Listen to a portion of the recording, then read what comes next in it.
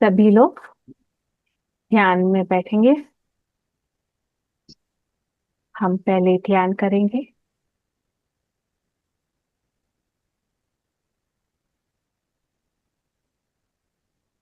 अपने स्पेक्स को रिमूव करते हुए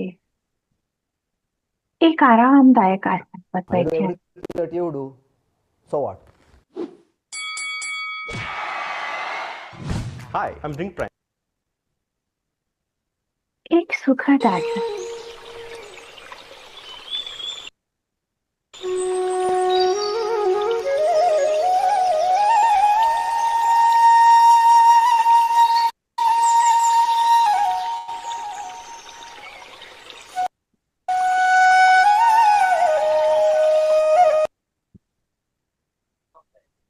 कौन?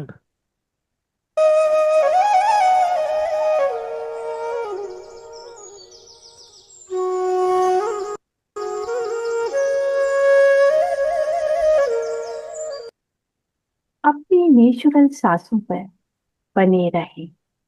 अपनी हर आती और जाती सांस को देखते रहें।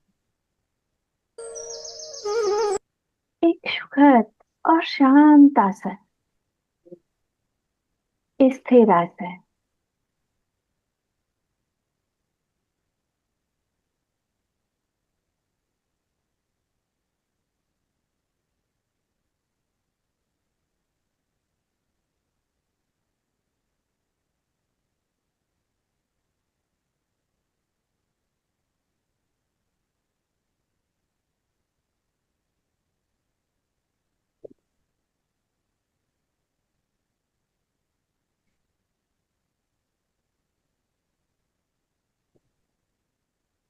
अपनी स्वयं की हर सांस से जुड़ते जाएं।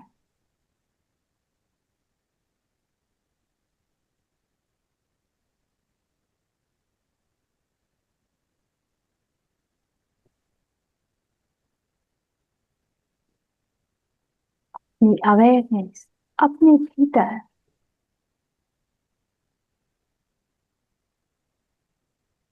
हर इनहेल पे अपने अंदर गहराई में उतरती जाए और हर एक्सेल पे रिलैक्स होते जाए। इनहेल और एक्सेल के साथ एक छोटा सा पॉज उसे भी महसूस करते जाए। हमारी इस ब्रीथिंग प्रक्रिया को के हर आयाम को देखते रहे। इनहेल को, एक्सेल को और एक छोटा सा जो पॉज है उसे देखते जाएं।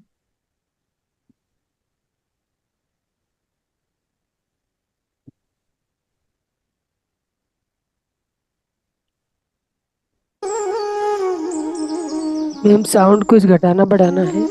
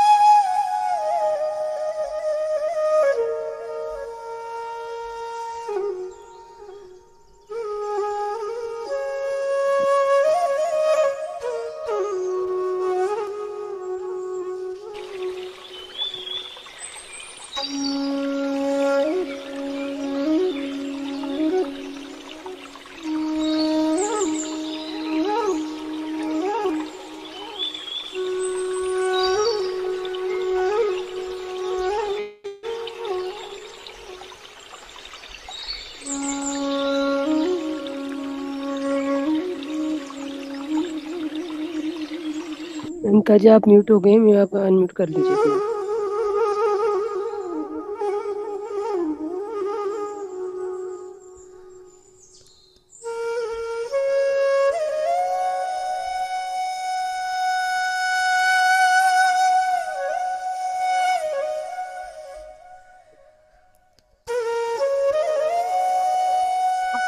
सजगता अपने स्वयं के अंदर।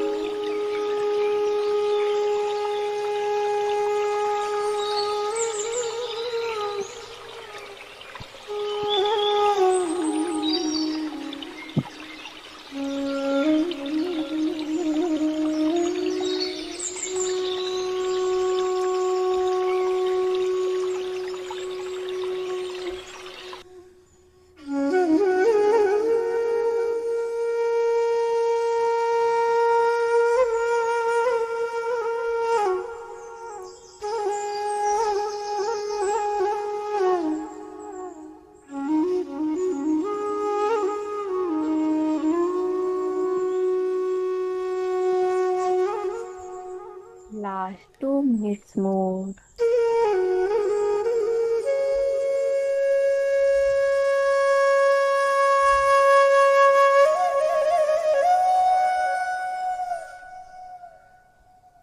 अपनी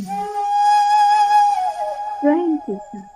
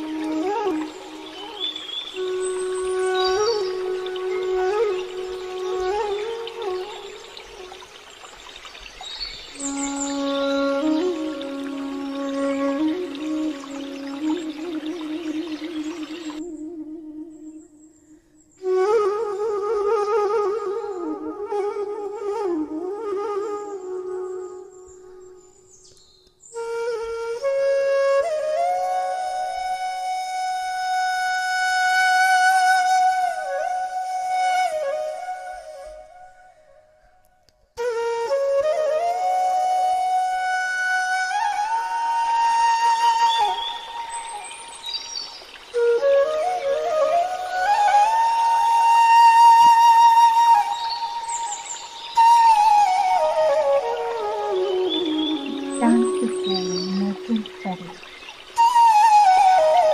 और इस शांति में पूरे दिन बने रहें। दिन में बार बार इस शांति को याद करें।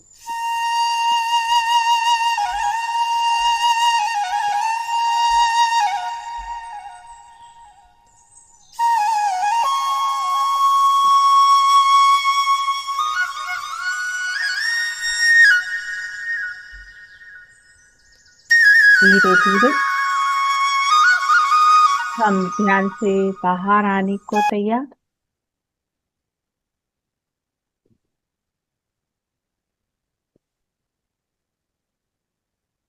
अपने आसपास के वातावरण के प्रति सजग बनेंगे।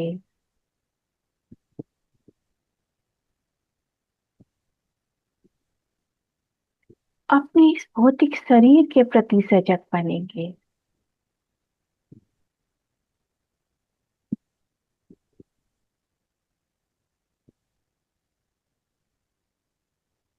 अपने हाथ और पैर के प्रति सजग बनते हुए, अपनी अंगुलियों को हिलाते हुए, अपनी हथेलियों को खोल के अपनी आंखों पे रखेंगे 5 सेकंड के लिए।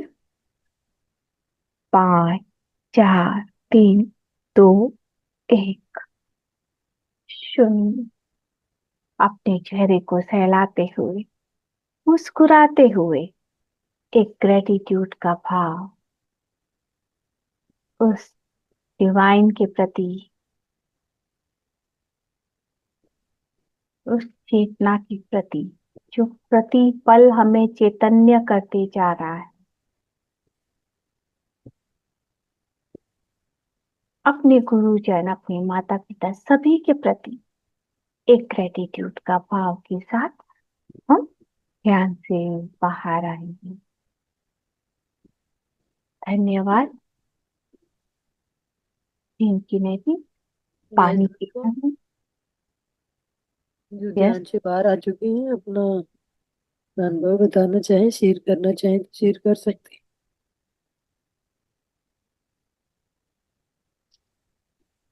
मैं अनम्यूट करने की ऑप्शन देती हूँ। अपने आप को अनम्यूट करते हुए अनुभव शेयर कर सकते हैं मास्टर।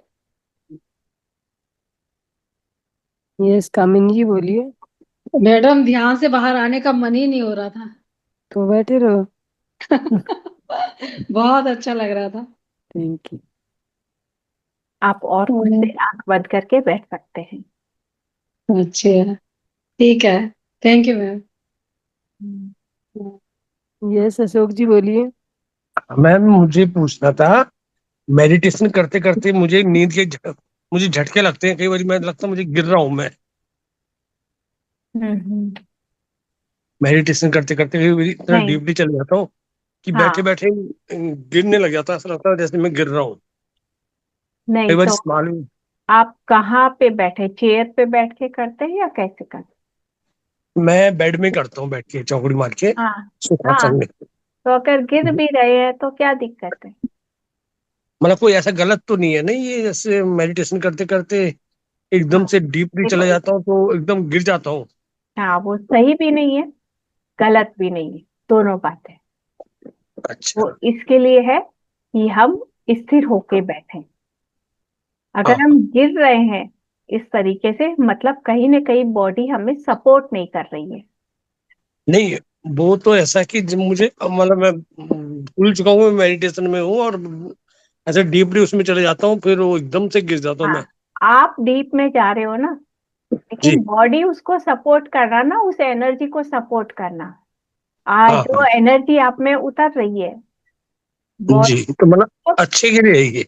हाँ है अच्छे के लिए, लेकिन बॉडी में उतना रेस्ट, उतना स्ट्रेंथ होना चाहिए कि जो एनर्जी उतर रही है उस समय भी वो एकदम स्टेबल रहे।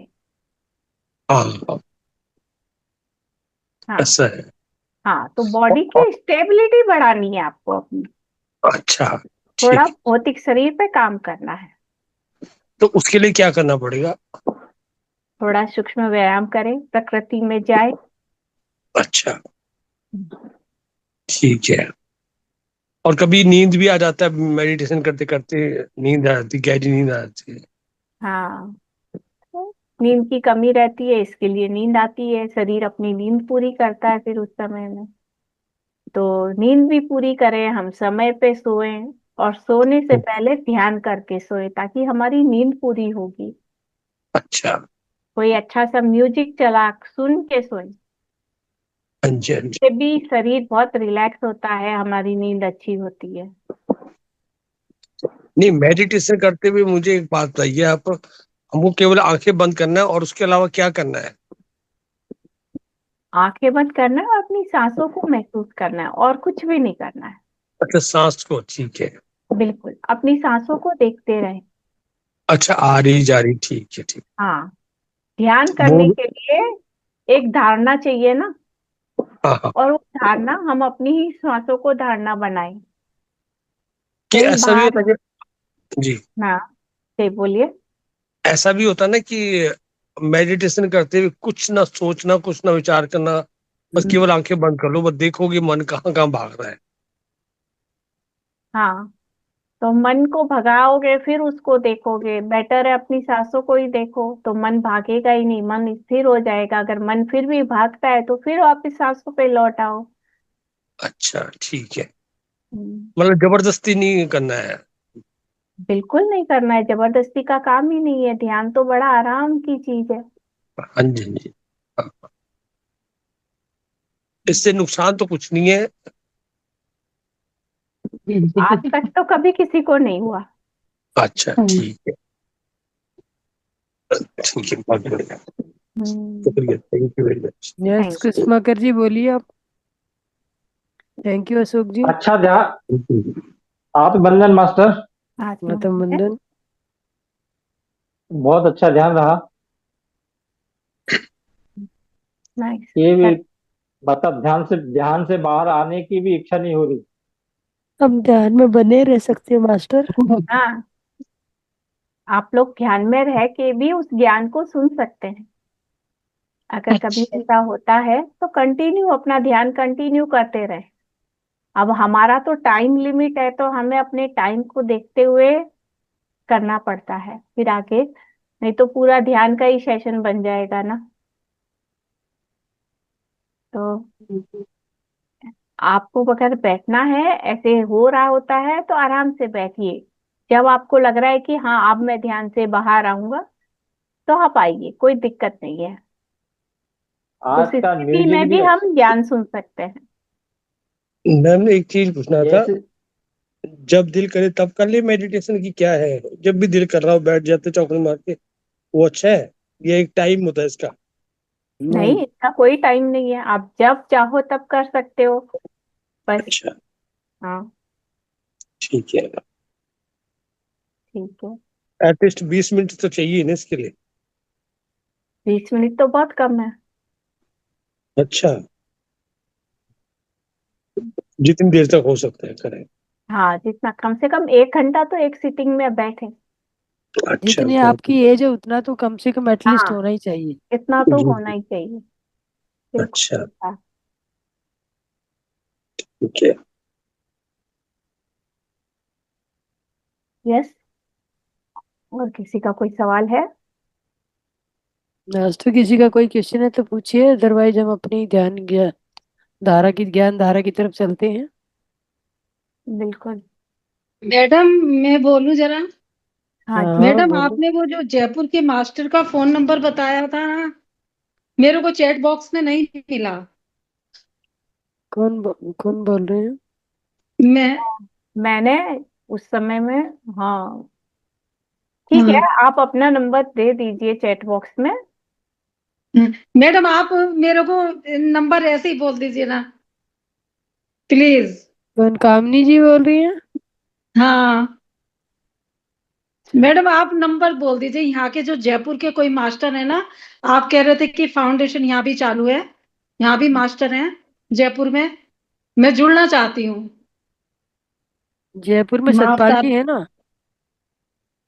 जी। सतपाल जी भी हैं, जयपुर से ही हैं मैम। सतपाल जी हमारे यहाँ पे आते हैं तो। जी और आप बस एक बार नंबर दे दीजिए, जयपुर ऐसे में बोल वो भी दीजिए। है, बहुत सारे मास्टर हैं जयपुर में। पीएसएसएम राजस्थान पे के नाम से जोड़ोगे तो रानू जी हैं, रानू मंडल करके हैं। हाँ, रानू जी अरुणा है। रानू आप अरुण इनसे, हाँ, रानू जी का नंबर आप ले लीजिए, उनसे हाँ, मैं कनेक्ट रानू हो जी जाए। का नंबर आपको दे दूंगी, कामिनी जी। जी हाँ। जी। रानू जी हैं, और क्या कहते हैं वो, क्या? नितिन जी है वहाँ पे। हाँ, बहुत सारे हैं। बहुत सारे मास्टर है जयपुर के। हाँ और ये मीनू गोयनका जी है। मीनू गोयनका भी है, ममता गुप्ता भी है, बहुत सारे हाँ, हैं। बहुत पीएसएसएम सारे हैं। राजस्थान के नाम से ढूंढ लीजिए मैम। हम्म। हाँ पीएसएसएम राजस्थान, आपका वो खोज करेंगे तो निकल आएंगे सर। तो बिल्कुल। मैं कैसे खोजूं, कैसे खोजूं? PMC Rajasthan, PMC Rajasthan. PMC आप राजस्थान। आप जी बाद में मैम। है ना पर्सनली उनसे कांटेक्ट कर लीजिएगा। अभी हम्म, उस एक नंबर के लिए इतने मैं लोगों आपको का रानू समय जा मंडल रहा का है। नंबर दे दूंगी मैम।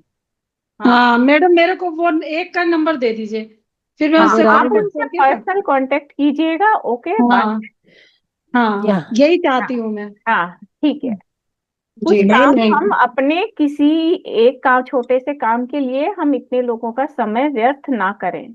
आप मैडम, हाँ पर्सनली भी सवाल करके उनसे बात कर सकते हैं। ठीक है, ठीक है, ठीक है मैडम। हाँ। यस। Thank you. ये भी थैंक एक यू। हमारा कर्मा बनता है इसमें भी। जी जी, ठीक है मैडम। ओके। यस। मेनका जी, अपने आप को अनम्यूट कर लीजिए, मैंने सभी को म्यूट किया है। ओके। यस। चलिए, अब हम चलते हैं अपनी आज की भगवत गीता के सत्र में। आप लोग को कुछ सवाल है जो हमने कल किए थे, परसों किए थे, वो श्लोक्स में कुछ सवाल है, या अध्याय 3 से 2 से अगर कोई सवाल है तो आप लोग वो रख सकते हैं। और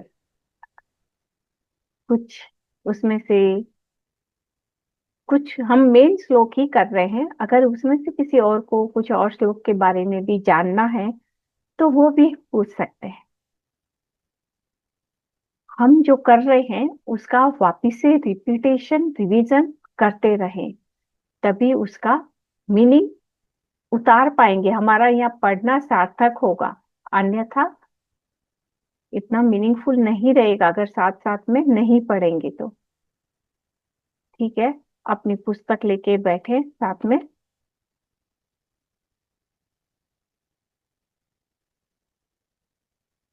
हम स्लाइड के साथ में करते हुए चलते हैं, थोड़ा सा कल के श्लोक का शॉर्ट में रिवीजन करते हुए चलते हैं। नियतम नियतम कुरु कर्म त्वं कर्म ज्यायो य कर्मणः शरीर यात्रा पीचते न प्रसिद्धियेत अकर्मणः। ये बहुत अच्छा है श्लोक की भगवत गीता भी बताता है कि हम अपना एक उद्देश्य के साथ आते हैं, कि नियति ने जो हमारे लिए कर्म डिसाइड किए हैं वो कर्म हमें हमेशा करना चाहिए। अकर्मणि कभी भी नहीं बनना है, क्योंकि शरीर की जो यात्रा है, यात्रा तो ये मूल रूप से आत्मा की है, लेकिन शरीर के द्वारा कर रहे हैं। इसके लिए ये जो शरीर की यात्रा है, ये यात्रा न कार्य करने से अधूरी रहती है। कर्म न करने से ये यात्रा अधूरी हो जाती है। इसके लिए हमेशा कार्य करें और खुद के बारे में जाने कि ये नियति ने मेरे लिए कौन से कर्म डिसाइड किया है, what is my purpose of life. इस बात को जानना जरूरी है। हमने जो जन्म लिया है वो बिना उद्देश्य के नहीं लिया है। हम सबके साथ में उद्देश्य जुड़ा है। यज्ञार्थात् कर्मणः अन्यत्र लोक अयम कर्म बंधनः तदर्थ कर्म कौन्तेय मुक्त संग समाचारः। इसके लिए यज्ञार्थात् यज्ञ के भांति कर्म करें, या यज्ञ का एक और मीनिंग होता है कि आज्ञा का पालन करना, अपने इंट्यूशंस को फॉलो करना, नित्य आज्ञा। इसके संस्कृत के एक वर्डिंग में हम अनेक मीनिंग निकलते हैं। तो इसे समझने का जब हम अभ्यास करते हैं तो यज्ञार्थात् कर्म, यज्ञ के भांति कर्म करें, किसी भी तरह की प्रतिफल की इच्छा ना करें, या अपने इंट्यूशंस को फॉलो करते हुए कर्म करें। अन्यत्र कर्म बंधन, और अन्य कर्म हमारे बंधन के होते हैं। जब इंट्यूशंस को फॉलो करते हैं ना, तब क्या होता है, हमें काम करने को कहा गया है और हम वो कार्य करते हैं। मैं कुछ नहीं करती हूँ, है ना। ऑफिस में कार्य करते हैं, किसका कार्य करते हैं? ऑफिस के जो मैनेजर है या जो फाउंडर है उनका कार्य करते हैं ना। तो हम भी यहाँ पे जो परमात्मा है, जो हमें इंट्यूशन दे रही है, वो चेतना, हम भी उसी का ही कार्य कर रहे हैं। तो इस तरीके से जो कार्य करते हैं, मेरे द्वारा हो रहा है, वो कर्म बंधन से परे होता है। तदर्थम कर्म कौन्तेय, तो इसलिए अर्जुन से भी कह रहे हैं कि हे कुंती पुत्र, तुम भी पूरी तरह मुक्त संग, अब संग यानी आसक्ति से पूरी तरह मुक्त होकर कर्म करो। समाचर, पूरी तरह समता में, सम्यक स्थिति में रह के कर्म करो। ये बुद्ध भी सम्यकता का ज्ञान देते थे हमेशा। सम्यक आचरण, सम्यक ज्ञान, सम्यक बुद्धि, उस तरीके से कार्य करें। कर्म ब्रह्मोद्भवम विद्धि ब्रह्माक्षर समुद्भवम तस्मात् सर्वगतम ब्रह्म नित्यम यज्ञे प्रतिष्ठितम। ये जो कर्म है, इनकी उत्पत्ति कहाँ से होती है, कहाँ से आ रहे हैं ये सारे कर्म? सब ब्रह्म से आ रहे हैं। उसकी उत्पत्ति का कारण है, कहाँ से है? वो परम चेतना, वो ब्रह्म, उसी से ही कर्म उत्पन्न होते हैं। और ब्रह्म क्या है? ब्रह्म अक्षर है। उसका कभी भी क्षीण नहीं होता है। जितने भी कर्म है वो सब ब्रह्म से ही उत्पन्न होते हैं। तो तस्मात् सर्वगतम ब्रह्म, तो इसलिए जो सभी जगह जब ब्रह्म ही है, हमारे अंदर हमारे बाहर चारों तरफ वही है, तो उसी की ही आज्ञा के द्वारा ये जो सभी कार्य करे, तभी हम प्रतिष्ठित पूरी तरह स्थिर हो पाएंगे। एक स्थिरता का भाव हमारे में होगा।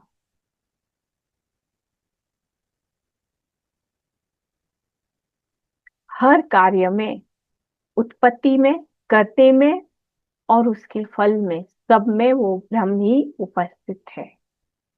हम बस केवल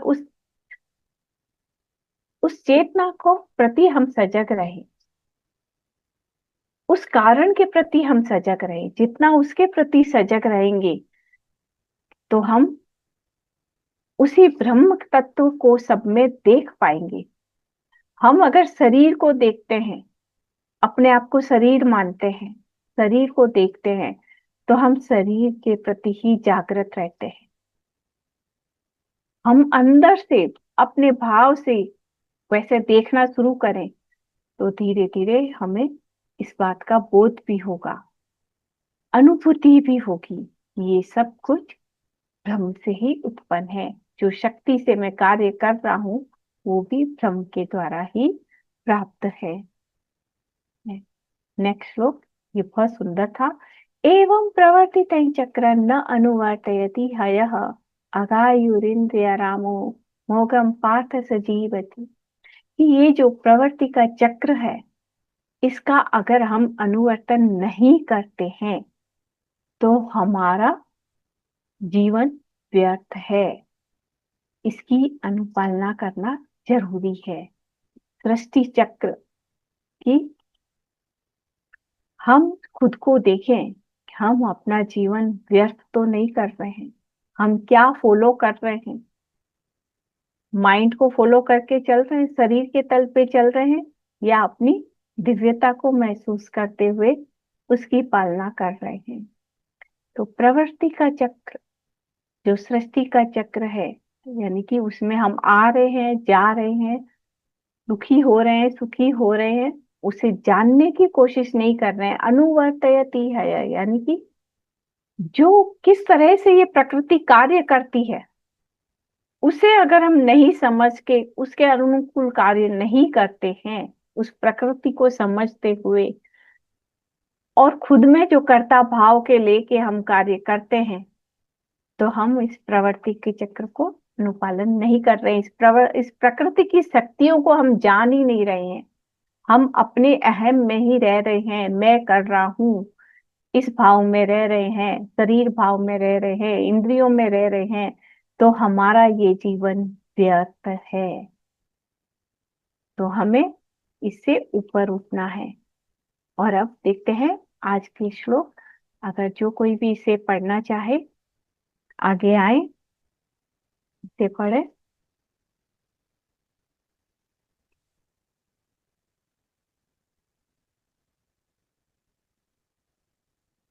यस, कौन पढ़ेगा?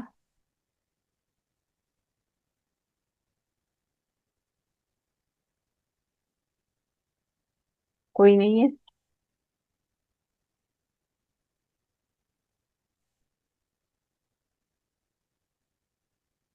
यस, पढ़िए।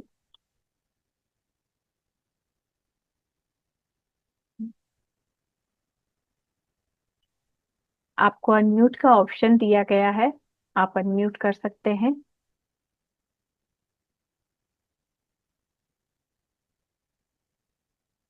क्या गलती से हैंड रेज किया है?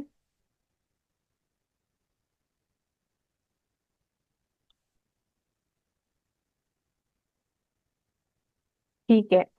ड्रीम 11 किसका है? प्लीज अपने आप को अनम्यूट कर लीजिए। हाँ, वो कर नहीं रहे हैं, क्या पता हो नहीं रहा है या गलती से हैंड रेज हो गया है उनका, मालूम नहीं नहीं। नहीं दीदी, मैं बोल रही हूँ। अच्छा, दीदी, हाँ, मैं बोलिए बोल बोलिए। रही हूँ। हाँ, बोलिए। यस्त्वात्मरतिरेव स्यादात्मतृप्तश्च मानवः यस्त्वात्मरतिरेव स्याद् आत्मतृप्तश्च मानवः। हाँ, थैंक यू। यस त्वा मतिरेवस, यानी कि ये जो आत्मा है, आत्मा में रति रहने वाला, आत्म रति रेव, जो अपने रति यानी आनंद में, जो अपने ही आत्मा में आत्मा के आनंद में रहता है।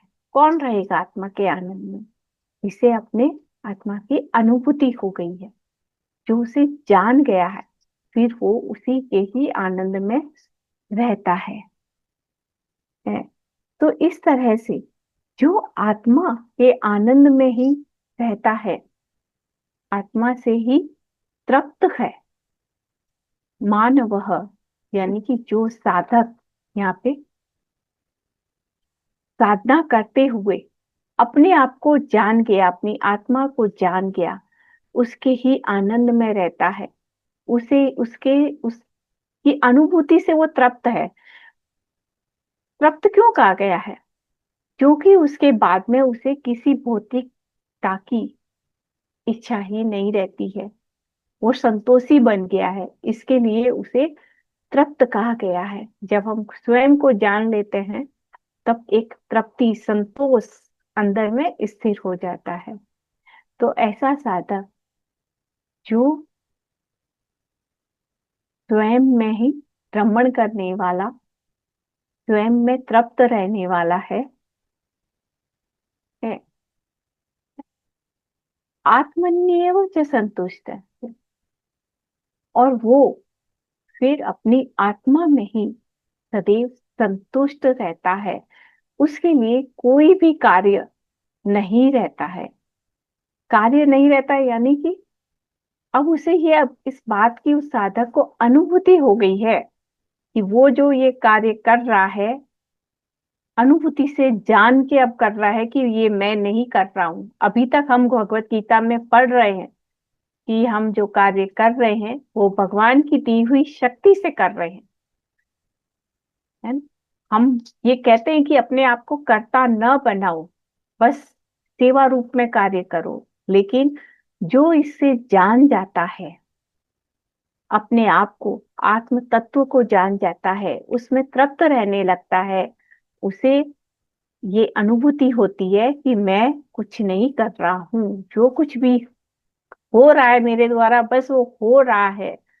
तब ऐसी स्थिति में कुछ भी कार्य नहीं रहता है, खुद को करने जैसा कार्य कुछ भी नहीं रहता है, बस सिर्फ इंट्यूशंस फॉलो करने होते हैं। जैसा इंट्यूशन आया उसे फॉलो करते हुए अपने जीवन जीते हैं। उसके भीतर से जो कर्ता भाव है ना, वो समाप्त हो जाता है। कार्य तो हर व्यक्ति कर्म तो करता ही है, लेकिन कर्ता का भाव जो है वो मुख्य है ना। हमारा इंटेंशन क्या है किसी को कार्य को करने के पीछे, तो वो इंटेंशन बहुत अधिक क्लियर हो जाता है उनका कि मैं कुछ नहीं कर रहा हूँ, जो कुछ भी है वो हो रहा है। तो हम भी इसी तरह से तृप्त बने हैं। यहाँ जीवात्मा क्या होती है? जीवात्मा मैं कर रहा हूँ उस भाव में रहती है, और आत्मा मेरे द्वारा जो जान जाता है वो कहता है ये मेरे द्वारा हो रहा है। उसे पता चल जाता है कि ये शरीर सिर्फ एक इंस्ट्रूमेंट है, मुझे सिर्फ बजना है, वो बजाएंगे और मुझे बजना है। इसे कहते हैं इंट्यूशन फॉलो करना है। तो हमें इंस्ट्रूमेंट बनना है उस परमात्मा का। नेक्स्ट जो है वो 25 नंबर श्लोक हम देखते हैं। यस, पढ़ेंगे आप इन्हें? जी। यस, पढ़िए। कर्मण्य विद्वांसो यथा कुर्वन्ति भारत कुर्याद्विद्वांस्तथा सप्त चिकीर्षु लोकसंग्रहम्। हम्म, सकता यानी कि जो कि आसक्ति आसक्त है। कर्मण्य विद्वांसो, तो जो नियत कर्म कर्मण्य अविद्वांसो यथा कुर्वन्ति भारत, कि जो लोग अज्ञानी पुरुष जो आसक्त में रहते हुए कार्य करते हैं और विद्वान है जो आसक्त रहित होकर कार्य करते हैं। कुर्यात् विद्वांस यथासक्त चिकीर्षुः लोक महेश्वरः, तो अज्ञानी पुरुष है जिसमें अभी तक ज्ञान नहीं है। अज्ञानी किसे कहेंगे? जिसे अभी तक बोध नहीं है कि मुझे मैं करता हूं के भाव में नहीं रहना है, बस वही अज्ञानता है। और वो अज्ञानता केवल मैं करता हूं के भाव में कार्य करता है। लेकिन जो विद्वान है, वो विद्वान किस तरह कार्य करता है कि मेरे द्वारा कार्य हो रहा है। वो लोक संग्रह यानी कि लोगों की सेवा के लिए, उस समुदाय की सेवा के लिए वो कार्य करता है कि सबकी उसमें भलाई हो, किसी का नुकसान नहीं हो, सबके एक अच्छे वेलफेयर के लिए जो कार्य करता है वो आसक्त रहित होकर काम करता है। तो अज्ञानी, यहाँ ज्ञानी की ज्यादा ब्यूटी बताई गई है।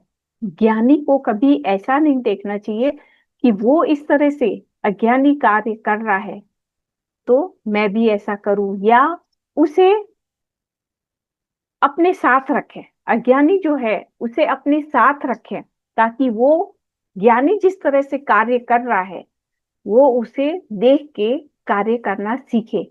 हम भी अपने घर में बड़ों को देख के कार्य करना सीखते हैं, या कहीं ना कहीं से हम भी सीखते हैं। तो अज्ञानी है तो अज्ञानी का कभी भी तिरस्कार नहीं करना चाहिए, या उसे इससे नहीं कहना चाहिए तुम्हें ज्ञान नहीं है, तुम्हें इसका बोध नहीं है, ऐसा भी नहीं कहना चाहिए। बस उसे अपने साथ रखें, जिसे हम कहते हैं ना सज्जन सांगत्य। वो उस सांगत्य में रह के उसे किस तरह कार्य करना है वो सीख जाता है।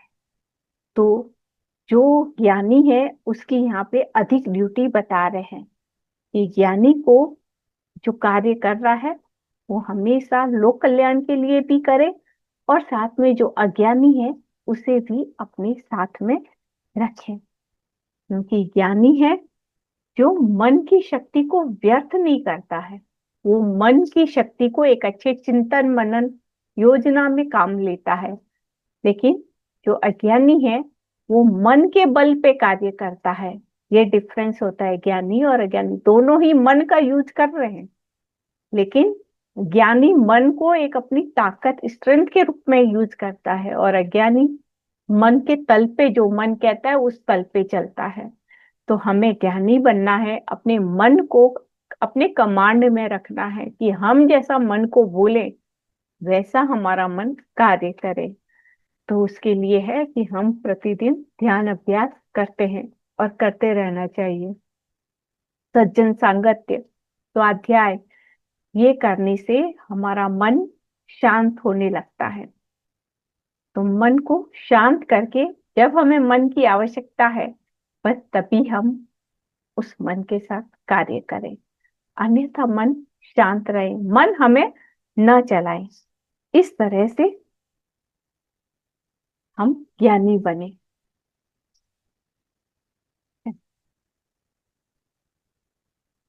नेक्स्ट श्लोक देखते हैं 327। यस,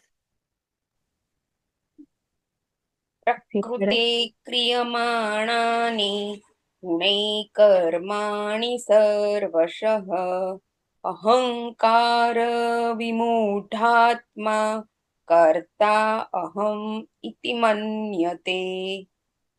हाँ, प्रकृति क्रियमाणानि, ये प्रकृति कार्य कर रही है सारा कुछ। गुणे कर्माणि सर्वशः, जो प्रकृति में 3 गुण स्थित है, सतोगुण, रजोगुण, तमोगुण, और हम इन तीनों गुणों से प्रभावित है। इन तीनों गुणों के द्वारा ही हम भी कार्य करते हैं।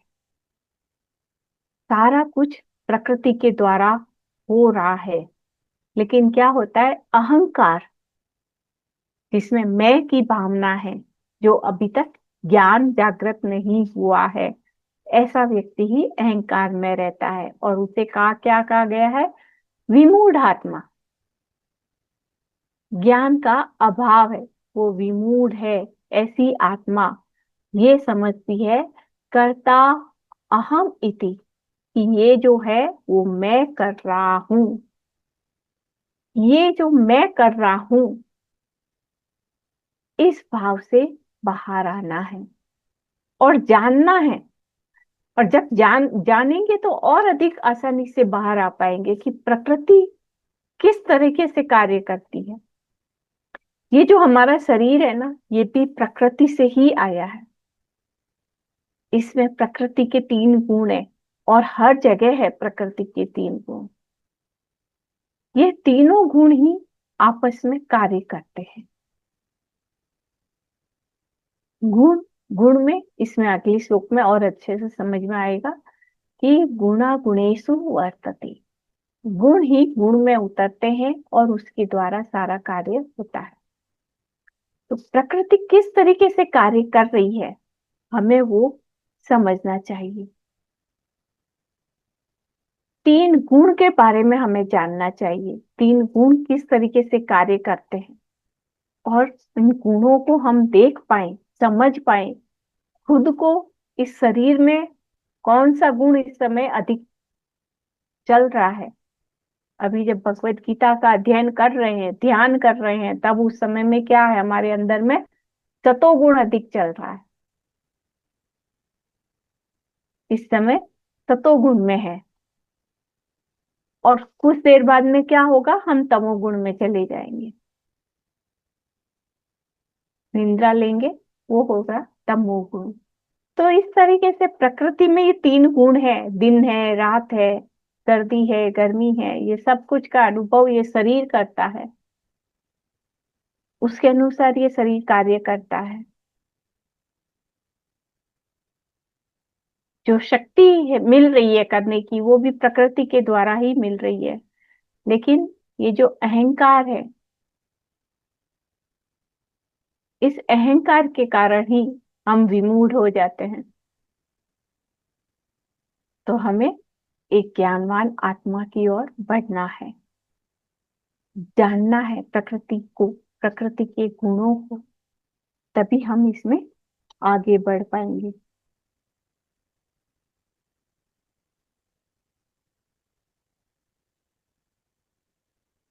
नेक्स्ट श्लोक देखते हैं।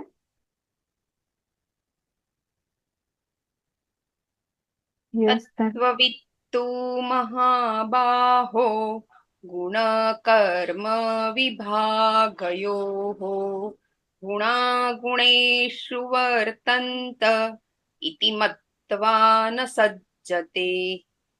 हाँ, ये तत्ववित्तु, जो तत्व से जानता है, तत्व ऐसे जानने आने वाला मतलब जो प्रकृति को जानता है, जो स्वयं को जानता है, अपना आदि अंत मध्य जो सब तरीके से जानता है, ऐसा ज्ञानी, उसे कहते हैं तत्ववित्तु। महाबाहो अर्जुन से कह रहे हैं, गुण कर्म विभागयो। ये जो गुण है, कर्म है, जो तत्ववित्तु है, वो उन सब के विभाग को बहुत अच्छी तरीके से जानता है कि गुण क्या है, कर्म क्या है, और वो किस तरीके से हो रहा है। इसे जो तत्व से जानने वाला है, वो इसे अच्छी तरह से जानता है कि जितने भी प्रकृति के ये गुण हैं, ये गुणा गुणेषु वर्तन्ते। ये जो प्रकृति में जो स्थिर गुण है और जो हमारे भीतर है, ये दोनों आपस में संलग्न होके कार्य कर रहे हैं। तो वो किसी भी तरह के कार्य में मत्वा न सज्जते, वो अपने आप को कर्ता भाव में कभी भी नहीं लाते हैं। वो दृष्टा भाव में आ जाते हैं। वो उन गुणों को देखने वाले को जैसे कहते हैं ना, दृष्टा भाव, बस हो रहा है, हम उसके साक्षी बन के उसे देखते रहें, उस भाव में वो उपस्थित हो जाता है। तो हम इन दोनों श्लोक से सीखते हैं कि प्रकृति के 3 गुण किस तरीके से कार्य करते हैं, ये हमें जानना चाहिए। यस, नेक्स्ट श्लोक देखते हैं। सदृशं चेष्टते स्वस्या प्रकृते ज्ञानवानपि प्रकृतिं यान्ति भूतानि निग्रह किं करिष्यति। निग्रह किं करिष्यति, बहुत सुंदर।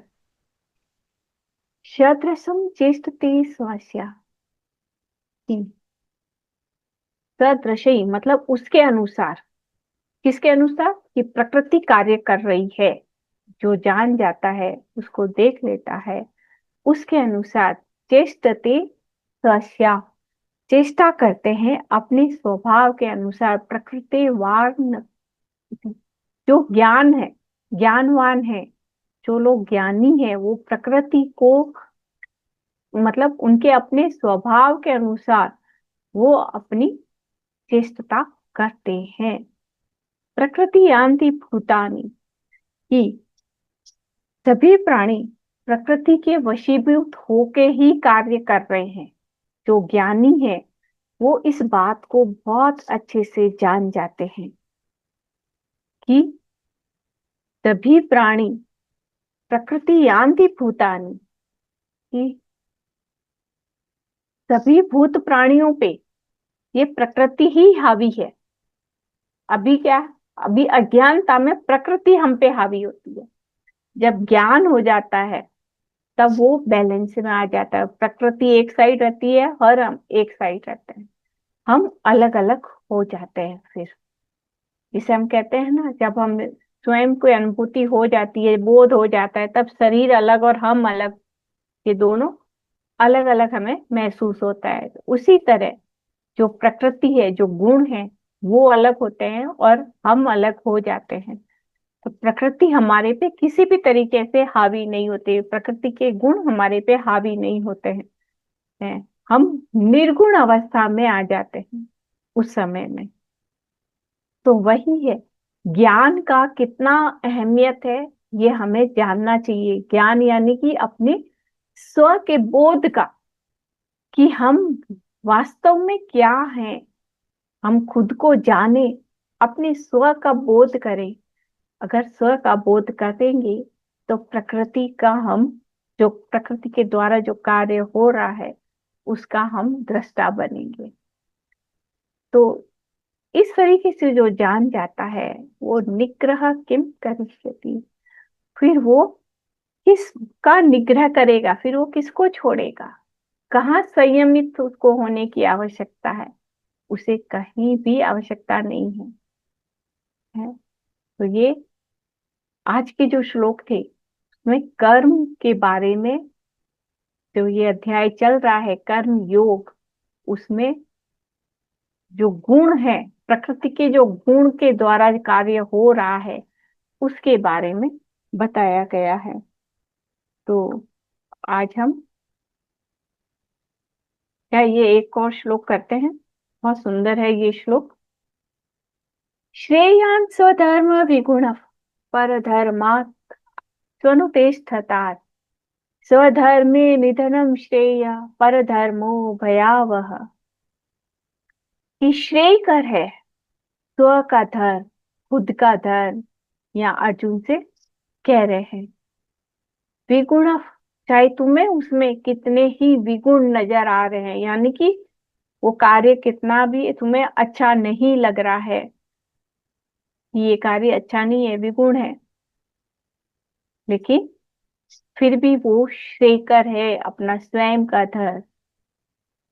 स्वयं का धर्म यानी कि जो हम, इससे आगे के श्लोक में देखा था कि जो हम नियति में डिसाइड करके लेके आए हैं अपना स्वयं का कर्म, वो धर्म है हमारे लिए।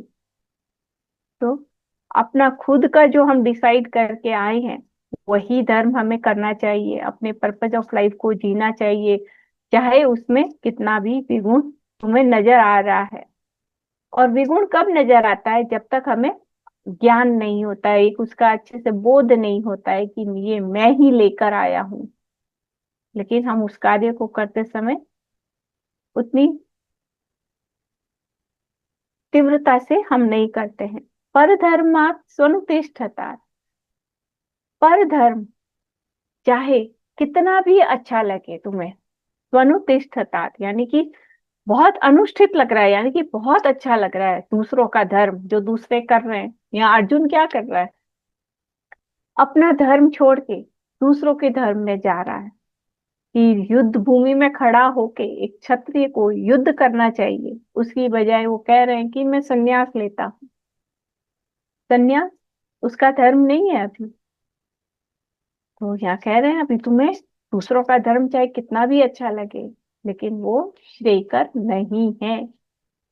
स्वधर्मे निधनम, स्व के धर्म में अपना धर्म को निभाते हुए अगर निधन मृत्यु भी हो जाती है तो भी वो श्रेयकर है। युद्ध में क्या होगा? या तो विजय होगी या मृत्यु होगा, दोनों में से कोई एक चीज ही होगी। तो यहाँ उसे कह रहे हैं कि अगर तुम्हें अपना धर्म निभाते हुए तुम्हारी मृत्यु भी हो जाती है तो भी वो श्रेयकर है। धर्म इतनी बड़ी चीज है, हम धर्म को जाने समझे और उसे जिए। कि धर्म में भगवान कह रहे हैं इतना श्रेष्ठ है धर्म कि धर्म को निभाते हुए मृत्यु भी हो जाती है तो भी वो बहुत श्रेष्ठ है। पर धर्मो भयावह, दूसरों का धर्म हमेशा भयावह, यानी कि मन में भय उत्पन्न करेगा। अभी तो अच्छा लग रहा है लेकिन बाद में भय उत्पन्न होगा। क्यों होगा? अगर अर्जुन उस समय में संन्यास ले लेते हैं, युद्ध भूमि को छोड़कर चले जाते हैं, तो बाद में क्या होगा? जब उन्हें थोड़ा सा भी बोध होना शुरू कर होगा ना अपना, तब उन्हें बड़ा अपने मन में एक, जिसे कहते हैं ना ग्लानि, अपने खुद के भीतर उन्हें एक ग्लानि उत्पन्न होगी कि ये मैंने क्या कर दिया, मैंने अपना धर्म छोड़ दिया। फिर लोग भी उन्हें क्या कहेंगे? जो इस तरह से युद्ध भूमि को छोड़ के चले जाते हैं उन्हें कायरता के नाम से याद करते आज। उन्हें अभी हम वीर अर्जुन योद्धा के नाम से याद करते हैं।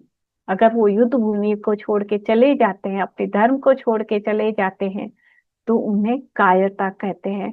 तो ये चीज हमारे अपने जीवन में भी लागू होती है। हमें अपने जीवन में भी हमारा अपना जो धर्म है उसे हमें निभाना चाहिए, उसे कभी भी छोड़ना नहीं चाहिए, चाहे उसमें कितनी भी बाधाएं आए, लेकिन उसे निभाते रहना चाहिए। तो अपने धर्म को जाने, प्रकृति को जाने, प्रकृति किस तरह से कार्य करती है उसे हम जाने। आप सबका बहुत बहुत धन्यवाद, आभार। धैर्यतापूर्वक सुनने के लिए आप लोग अपने सवाल कर सकते हैं, या कुछ आपको भी जो समझ में आया है तो वो भी आप, भगवत गीता को पढ़ते समय सबको अपनी अपनी अनुभूतियां होती है, तो आप भी अपनी अनुभूति को शेयर कर सकते हैं।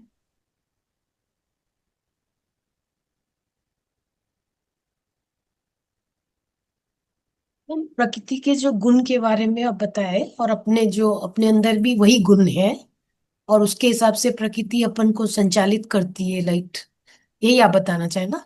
तो इससे रिलेटेड कोई एक अच्छी बुक है कि जिसके बारे में प्रकृति और किस तरह से अपन चलते हैं, कैसे अपन को प्रकृति अपने हिसाब से चलाती है, या जो भी?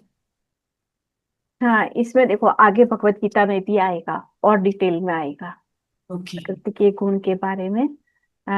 14 चैप्टर है, वो पूरा गुण पे ही है। ओके मैम, मैं जब भी गीता जी पढ़ती हूँ 8वीं अध्याय तक पहुंचती हूँ, उसके आगे मैं कभी जा ही नहीं सकती। तो मेरे को कभी कभी लगता है कि मेरी शायद इतनी ज्ञान ही नहीं है कि मैं उसको आगे ले सकूं। शायद इसीलिए मेरा 3 बार हो गया मैम, 3 टाइम हाँ ऐसा हो गया। 8 अध्याय तक पढ़ती हूँ, उसके बाद मैं आगे जा ही नहीं पाती। मैं हाँ कितने टीचर के पास भी पढ़ा जहाँ पे 8 लेसन तक आता है, किसी वजह से टीचर ही छोड़ देते हैं। हाँ, वैसे देखा जाए तो 8 अध्याय तक ही मुख्य है। 8 अध्याय तक अगर हम पूरा पढ़ लें, समझ लें, उसे अपने जीवन में उतार लें, तो भी बहुत है। हाँ, पर ठीक है। हाँ, गुणों को जानना भी जरूरी है। जब तक उसे जानेंगे नहीं तो जीवन में उसे जिएंगे कैसे? तो उसके लिए जानना जरूरी है। इसमें भगवत गीता में दिया गया है। उसके अलावा जो सांख्य योग है, थोड़ा बड़ा है, उसमें भी, सांख्य दर्शन में भी, हाँ, सांख्य दर्शन है। हाँ, उसमें भी आएगा। हम्म। और मैम आप बोल रहे थे इंट्यूशन से अपन को चलना चाहिए, तो ये इंट्यूशन आएगा कैसे? मतलब जब अपन ये ध्यान ये सब करेंगे और ये सब से आएगा धीरे धीरे? हाँ, ध्यान से आएगा। जब हम, इंट्यूशंस हम सबको आते हैं, लेकिन सुन नहीं पाते हैं, क्योंकि मन मन के तल पे अभी हम चल रहे हैं। मन में अनेक उधेड़ बुन चलती रहती है। मन जब शांत होने लगेगा ना, तो इंट्यूशंस बहुत क्लियरली सुनाई देंगे। मन को शांत करना जरूरी है। इसके लिए है कि हम किन, कैसे विचार, मन में क्या चल रहा है, हम उसे देखना शुरू करें। कैसे विचारों में हम रह रहे हैं, कितने पॉजिटिविटी में हम रह रहे हैं, उतनी सब बातों को हम देखेंगे ना, तो मन को शांत कर पाएंगे और अपने पे कार्य कर पाएंगे।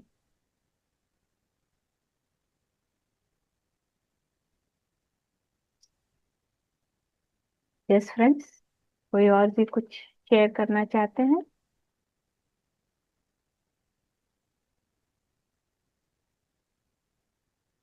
किसी का कोई और प्रश्न है?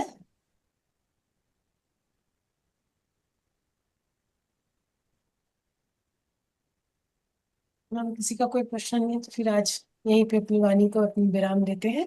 बिल्कुल। आपका बहुत बहुत शुक्रिया मैम, इसी तरह आके हमारी ध्यान और ज्ञान की यात्रा को लेके चले। सभी धन्यवाद और शुभ रात्रि। शुभ रात्रि। शुभ रात्रि आप सबको।